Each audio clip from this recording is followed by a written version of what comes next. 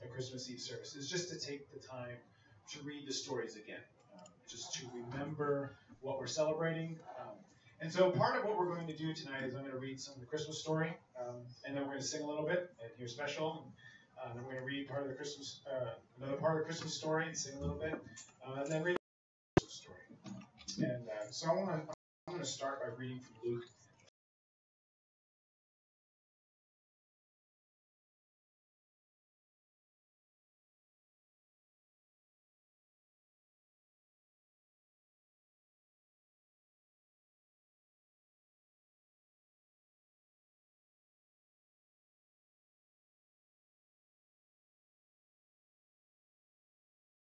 Finally, the angel was joined by a vast host of others, the armies of heaven, praising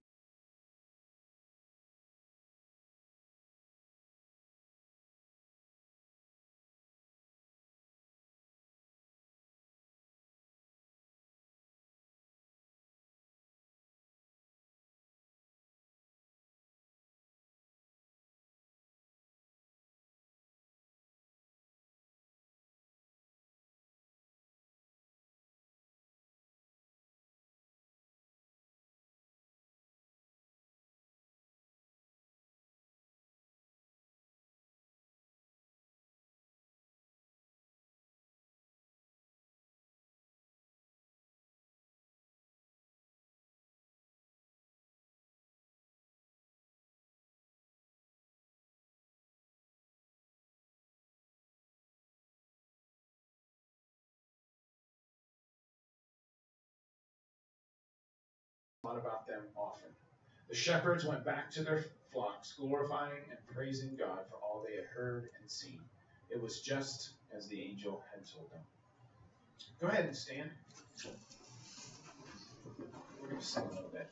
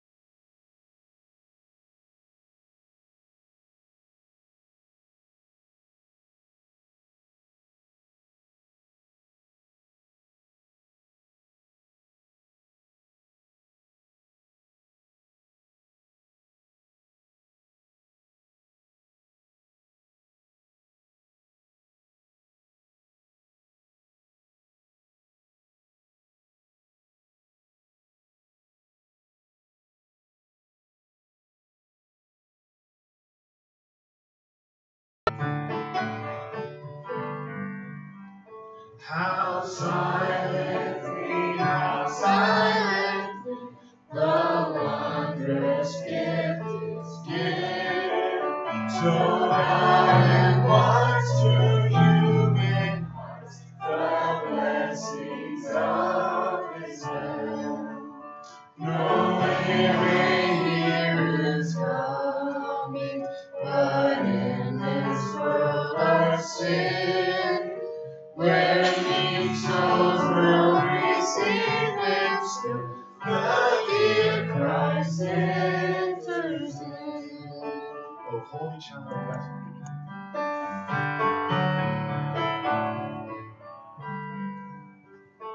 O Holy Child of Bethlehem, descend to us, we pray. Cast out our sin and enter, be born in us today. We hear the Christmas angels, the great glad tidings tell. Oh, come to us, abide with us, our Lord Emmanuel.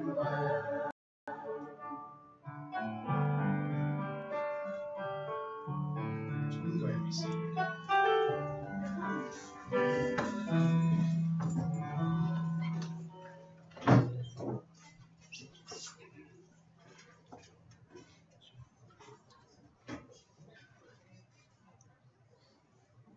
This is how Jesus the Messiah was born. His mother Mary was engaged to be married to Joseph. But before the marriage took place, while she was still a virgin, she became pregnant through the power of the Holy Spirit. Joseph, her fiancé, was a good man and did not want to disgrace her publicly. So he decided to break the engagement quietly. And as he considered this, an angel of the Lord appeared to him in a dream.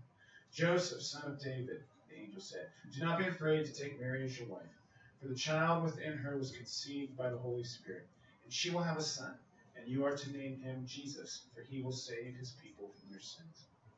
All of this occurred to fulfill the Lord's message through his prophet. Look, the virgin will conceive a child. She will give birth to a son, and they will call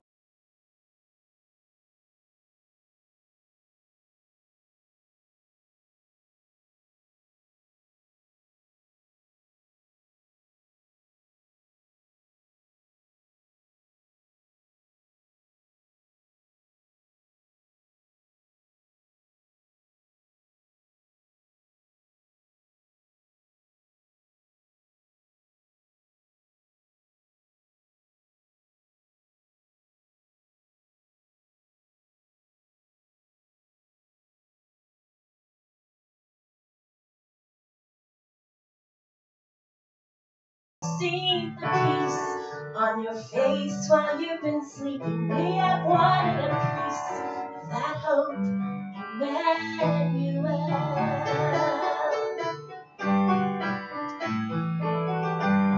And we are not alone anymore. God's with us. Oh, we are not alone. Emmanuel, God with us.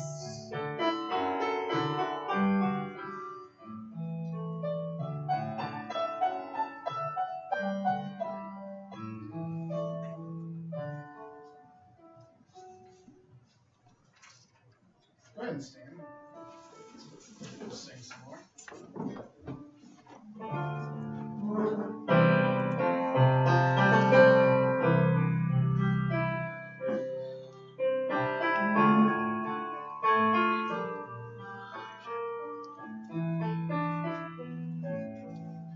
One child is laid to rest on Mary's lap is sleeping. When angels ring with anthems sweet, while shepherds watch are keeping. This is Christ the King, good shepherds love and angels sing. It's grace to bring them love, the babe, the Son of Mary. So bring him incense. So bring him incense, gold and myrrh, the present King to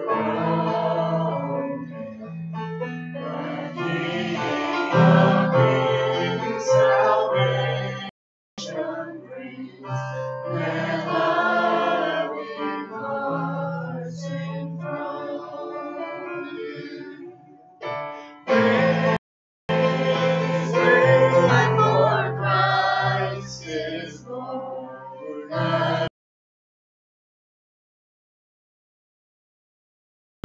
When Christ was born, oh,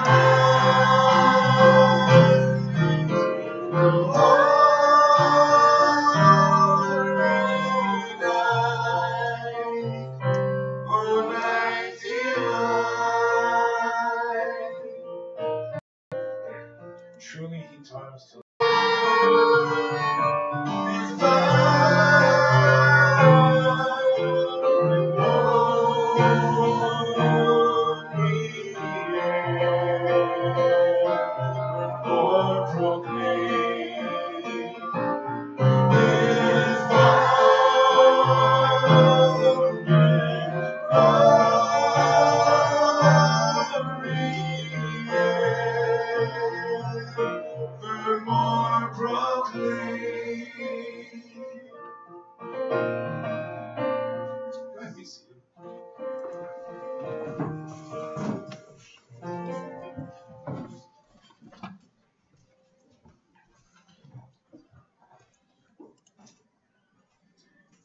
Jesus was born in Bethlehem in Judea during the reign of King Herod.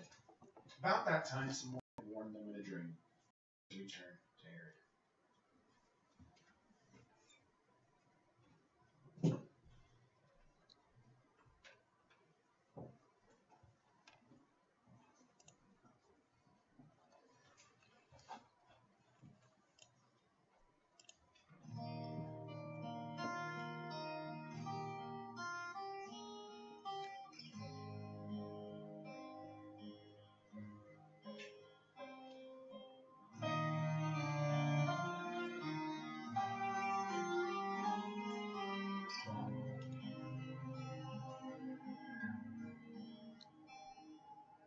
Countless days on a journey that led so far.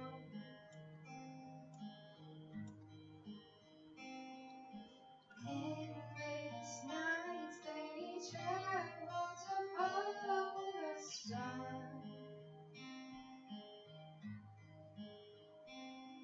They did not find any palace, just a humble village home. And searching for a cure, but finding a child, no crown, no throne. Still they bowed down. Come, let us adore Him.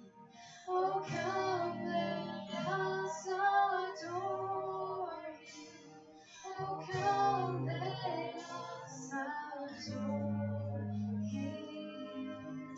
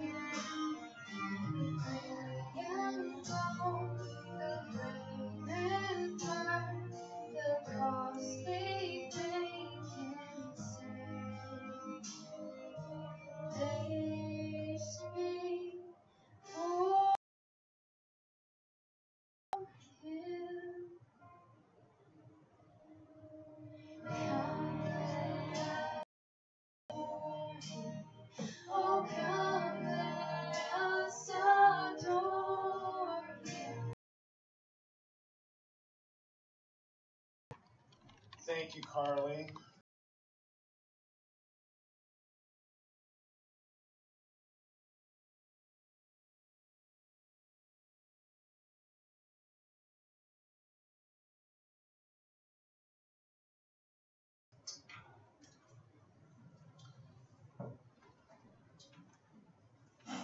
When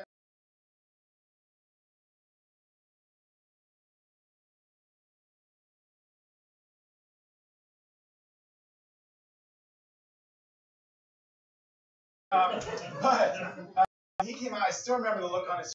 He looked like this. And his eyes were kind of going back and forth. And he just looked like this. And he looked worried, is what he looked like. I mean, Jennifer and I both commented, it's like, oh my gosh, he just looks worried. He looks anxious. It's like, did she give birth to a stress? We were horrible when it first happened. Then after it was done, Jennifer was like, if I'd have known it was going to go like that, I'd have done that on the other two. So anyway, that was amazing. But what meaning something that if you, with their plugged up and stuffed up and he's snotting and blowing, I just think, oh my gosh, that blasted he saw the child with his mother Mary, and they bowed down and worshipped him. And then they opened their treasure chests and gave him gifts of gold, frankincense, and myrrh. And when it was time to leave, they returned to their own country by another route, for God had warned them in a dream not to return to Herod. So we have these gifts of gold, frankincense, and for hundreds of years, followers of Jesus have just thought about, is there any significance to those gifts? And they've come up with different ideas. I think there's some substance to them. And one of the ideas that they'll come up with is that perhaps those gifts are actually signify a fulfillment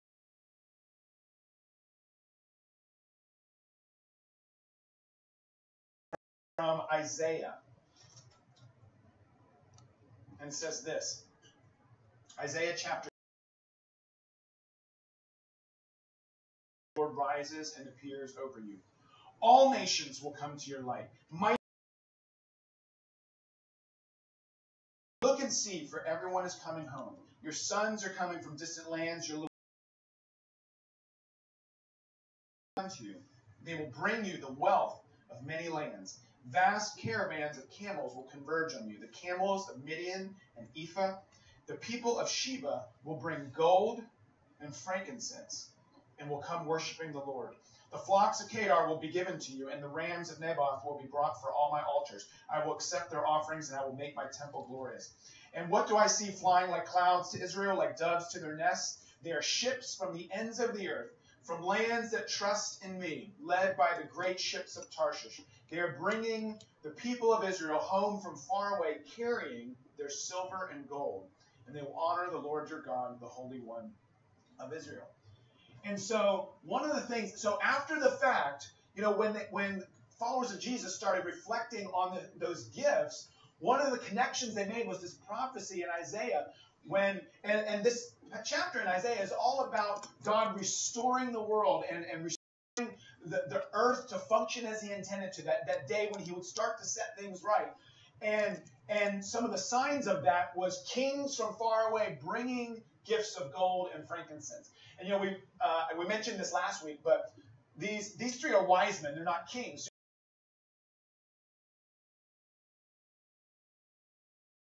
The people that shouldn't be there get to be there. And that's the new kingdom that he's establishing. The Father interceding on our behalf. And of course, he's the king. He's the Messiah. He's the King of kings and the Lord of lords. Well, some have looked at those gifts and seen a connection there, because gold, I mean, if there's anything that represents kingship, it's gold, right? I mean, they probably got all sorts of other precious metals going on, but gold signifies kingship. Well, frankincense was something that priests used in worship. It was used in prayer and in